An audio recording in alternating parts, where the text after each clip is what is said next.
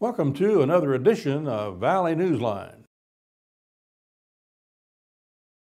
In another shocking and disturbing effect the wall on the Rio Grande might have on the border region and South Texas is the potential of a major Texas college campus being put on the Mexican side of that border wall, a wall whose construction that federal officials are still actively pursuing.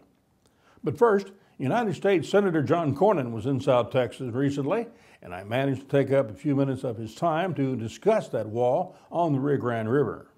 Senator, your supporters are concerned and your potential opponents are salivating over your votes to support the President of the United States and your party on the border fence vote. My position is that nothing gets built unless and until it's demonstrated to be necessary, unless it's demonstrated that there are no other available options, and that primarily what we ought to be doing is looking at things like more border patrol, technology, and things like that.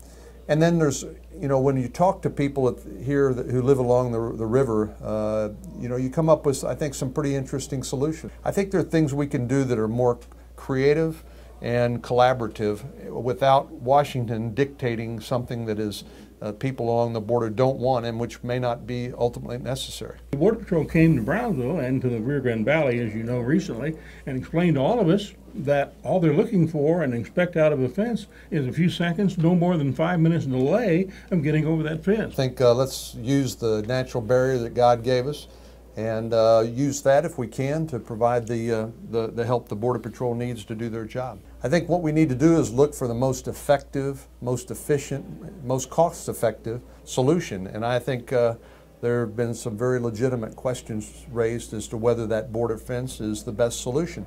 Senator Cornyn's current anti-wall stance doesn't seem to be having any effects on Homeland Security's intentions, with Secretary Michael Chertoff telling the Houston Chronicle to quote, "The wall is fully funded and will be built."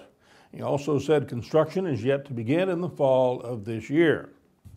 Homeland Security Secretary Michael Chertoff's declaration of no local input is already underway in Brownsville, where federal officials have met with college officials of the University of Texas at Brownsville and Texas Southmost College, yet they gave no indication of changing the wall's location.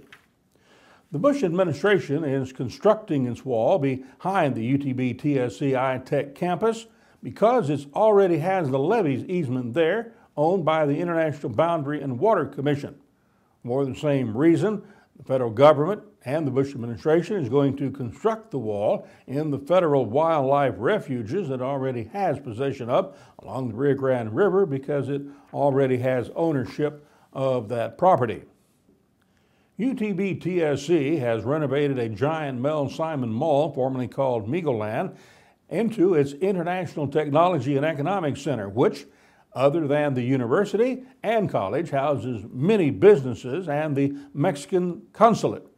Those will be isolated if and when that wall is built at the currently designed location on the Mexican side of the wall, those facilities and those entities isolated from the continental United States. In light of plans by the Bush administration to isolate the I-Tech campus from the rest of the United States on the Mexican side of the wall, we went on a walk through the campus with UTB-TSC Dean, Dr. Tony Zavaleta. Dr. Zavaleta, in our interview with Senator Cornyn, he indicated he's having difficulty in communicating adequately enough with Homeland Security Secretary Chertoff in convincing Secretary Chertoff to start talking to local entities about where the border wall is going to be. Yet they are planning to put your campus on the Mexico side of the border wall.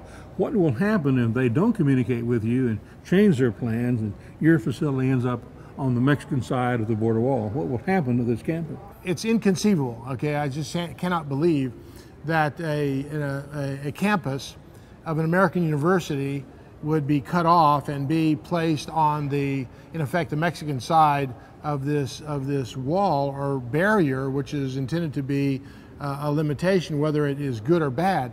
What that means is, I mean, they better start working on a budget to have the other border guards and other people placed at the wall with a very big gate every single day, because people of over 1,000 people a day come in and out of this campus.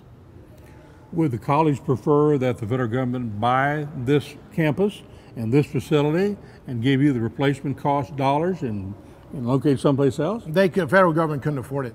This campus and this facility is not for sale. This is a major economic development engine for this community. And the loss of it from that inventory of economic development would be devastating for the entire community. Hence, it's not for sale. Now, I understand. So your position, therefore, would be put the border guards in, put an access point through the border wall, and let your people clear every day for thousands of people coming and going. No, I think there's even a more rational and more important solution for all of Brownsville, and that is move the levee to the south. In fact, the city of Brownsville is incredibly vulnerable, so that, I mean, what happened in New Orleans would be nothing compared to what would happen to Brownsville, downtown Brownsville, in the event of a direct strike of a Category 5 hurricane. So we need to move the levee from where it is currently placed south of the campus. We need to have federal dollars to support the construction of a weir dam downriver, which backs the water up upriver, creating a more substantial barrier in the river. And then building the Laredo Dam and having water from the northern end, having a better barrier from Laredo down to Brownsville. Exactly, and it seems to me that it makes a lot more sense to invest money in infrastructure that protects our communities than building barriers. This week, the Director of Homeland Security told the Houston Chronicle that national security trumps local interest. That's naive, isn't it? It's very naive. All politics is local, after all, is it not? Should be. Well, no, it is. I would think. It is. It is. I mean, that doesn't make any sense at all. I mean, that's almost a totalitarian position. Let's do a little walk around in your facility and show the people what would be on the Mexican side of the border wall if, in fact, the Department of Homeland Security maintains its inflexibility on changing location, which now would be on the IBWC levee, just on the U.S. side of the campus. Let's do it. Consulado de Mexico. That's right. Is going to be on the Mexican side. That's right. Of the border wall. That's right. And so, what's going to happen to the Mexican consulate? Nothing's going to happen to it. It's going to be right there. But in order for these kinds of folks, these transmigrantes who are coming from Chicago and the Midwest and the North, and coming here to get their permits so that they may traverse Mexico or travel in Mexico and on to Nicaragua and Guatemala, they're going to have to encounter an additional boundary. Another checkpoint through the wall. Another checkpoint through the wall, exactly. To get their papers to go into Mexico. I'm afraid that's true. Okay. But a little, down the road a little bit here, we have state and federal agencies, and let's go look at them. Let's go look at them. If you look at here, it says U.S. That means United States. Export Assistance Office. U.S. That means United States. Export-Import Bank Office. U.S. That means United States. Small Business Administration Office. Though, I mean, that is the same federal government that we're talking about, and so they're trying to encourage NAFTA and CAFTA related business between our nations and in our hemisphere, from Canada all the way to Central and South America. That's exactly right, and that right there, it says it all. You're a global business partner, U.S. Commercial Service. So I hope that they're thinking about how their folks are going to come to work on the Mexican side of the wall. So the United States of America, Department of Commerce, your global business partner. Correct. And we're planning to build a wall. What message does this give to anyone planning to do international business? It sends a message that someone has not connected the dots. Someone has not looked all the way down the line in terms of the implications at the local level and how it affects even federal governmental offices. Is it more the message than the structure? I think it's both. I think it is the message and the structure both. So the rest of your campus that we're seeing now, what else does this campus do on a daily basis that's trying to move the United States and all of its neighbors to the south into more of a cohesive NAFTA and CAFTA friendly environment? We do a lot more things, because down at this end where we're at right now, you see our summer kids college. So I guess maybe next summer we couldn't have those kids here. And down here at this end, we have the Professor Uribe Jr. Technical Training Center, and that's where We provide the training and education for workforce training activities, including building trades and automotive and really essential trades that people need to in our community. So we have easily over 1,000 people from the community and other communities who come here on a daily basis, who come here to go to school, to work, and to do business, and then retreat to wherever they've come from. This has become, as I said earlier, a major component in the economic development engine of Brownsville. Your efforts from today forward to make sure the government hears everything it can from you and your college and your community that this wall shouldn't be built and put you on the Mexican side is going to be what? What's your Well, I think what we're doing right here is a good example of at least what I've been trying to do. And of course, we have an administrative team who are in unison on this, and that is to heighten awareness, bring about and enforce, if necessary, communication to bring awareness for ancillary kinds of things like the Weir Dam and the moving the levee. Exactly.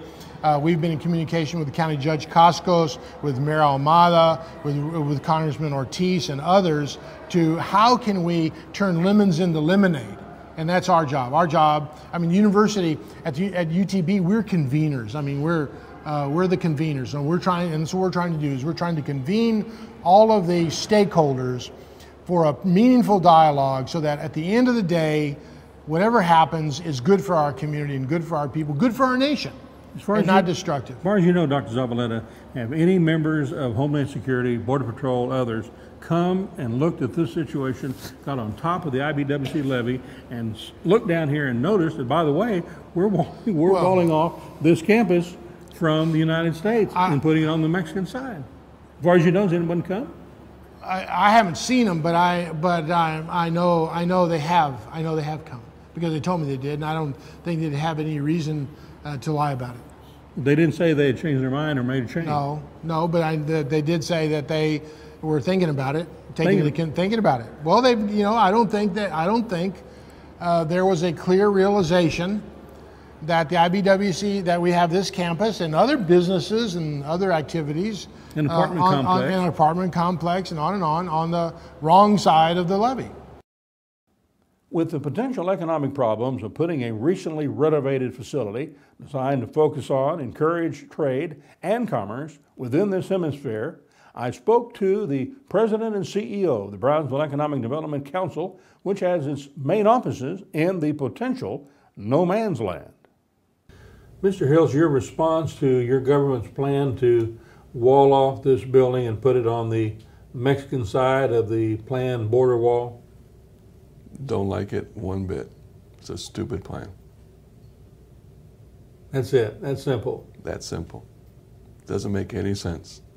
You have the iTech campus, you have the University of Texas at Brownsville, Texas Southmost College, and community members and companies and people investing in this facility, putting millions of dollars in this facility to create a center where industry will be developed, people will be trained, skills will be developed, and now you want to come in here and put a wall to the north of us, to wall us in, to make it almost impossible to come to this campus, to do international business, to train, to make things happen in Brownsville. It doesn't make sense. It does not make sense whatsoever. Dead set against it. What would you tell Homeland Security Secretary Michael Chertoff regarding his inflexibility regarding not wanting to talk to local people about where the wall needs to be placed? Well, I thought this was the United States of America, and I thought it was a democracy where you had input from everyone. I think it's a shame that they're not talking to local people, not understanding the needs of the local economy, the relationships that exist between Brownsville and Matamoros, Texas and Tamaulipas, United States and Mexico. It's an important relationship. And to not come down here and talk to the people that are going to be most affected by it is a shame. He should come down here, he should have an open dialogue with everyone, and he should do what is right for the country, but do what is right for the valley and right for Brownsville. There are many across our nation who say it's only a fence, it's only a wall, big deal. We want to secure our borders, we want to secure our country. What's the big deal about building it, even though it's right along a natural barrier of the Rio Grande River? Those are people that have no clue what the border between the United States and Mexico, especially Texas and Mexico, is about. They don't know what's going on. They don't get it. Putting a wall up is, to me, the stupidest idea you come up with. I'm all for border security, national security. It's important. But why not take that money you're going to put into this wall, put it into technology, put it into developing the border region, putting money, helping Mexico develop their border region, helping their economy. That makes more sense than putting up a barrier. You already have the Rio Grande River, which is a natural barrier, and then you're going to put a border fence above that or in conjunction with that. It doesn't make sense. It's more the message more than the structure. Right. And to me, I think some people up north, and I'm originally from the north, they think, well, you put a wall up, it's going to end all of our illegal problems. And we took care of the illegal crossings. We can go out and we feel safer today because we have a wall up. But not really understanding the implications. Mexico is important to us. It's important to this economy. It's important to our city. It's important to our state. It's important to our country. And now you're going to put this wall up to say to you folks, we really don't want you. It doesn't make sense. The Department of Homeland Security, which reports directly to President George Bush, our former governor of Texas, says it will not listen to local concerns about their Rio Grande River wall and where it will be located because it's trumped by national security concerns. Texas Senator John Cornyn is fighting for local input before any wall is constructed. But as of yet, no one at the White House seems to be listening. Till next time, adios.